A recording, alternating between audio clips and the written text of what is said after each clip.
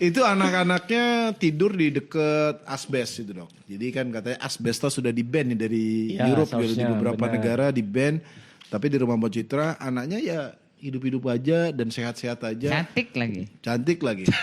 Dengan keyakinan Mbak Citra menganggap bahwa dia udah terbiasa imunnya kebal. Apakah selama Anda kuliah dan koas dan bekerja memang ada orang Indonesia ini punya speciality untuk kebal terhadap imun akibat ngeyel. Karena kan ngeyel kalau dikasih tahu enggak ini biasa, enggak biasa. Apakah bisa imun orang kebal? Ini belum pernah ditanyakan di mana-mana nih sebenarnya. Eksperimen jadi mutan gitu ya. Jadi, Gimana dok? Gitu dok. Mas, susah juga ya.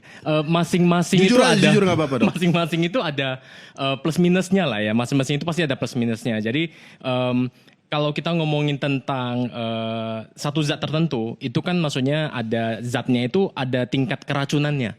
Contohnya nih kalau kita ngomongin air putih itu juga bisa jadi racun. Kalau misalnya kita minum 7 liter sekarang sekaligus dia juga jadi racun sebenarnya. Iya, iya. Nah kayak kadar kayak asbestos dan lain sebagainya itu juga pasti ada. Cuman akumulatifnya berapa banyak yang dia terekspos gitu selama berapa waktu tertentu. Nah itu yang akhirnya menyebabkan dia nanti bakal ini apa enggak gitu. Bukan saya doain nih, tapi yang kita takut Anda jangan takabur Anda. Oke jadi ke mungkin depannya kita nggak tahu nih gitu. benar-benar akumulasinya mungkin ya semoga enggak ya Mbak Citra ya. Nah ini aja udah akibat asbestos.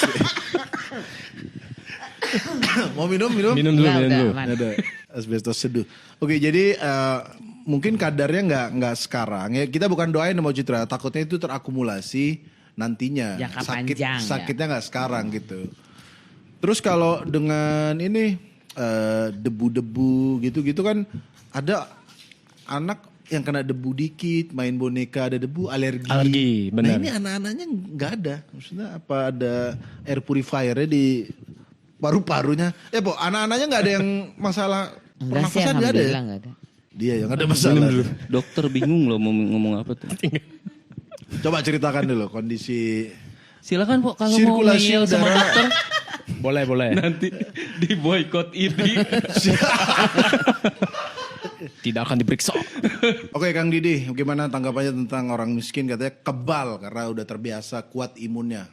Nah ini kayaknya pembenaran buat rata-rata orang miskin tuh kayak gitu. Ketika disadarin tentang penyakit, ternyata mereka ngerasa tidak apa-apa.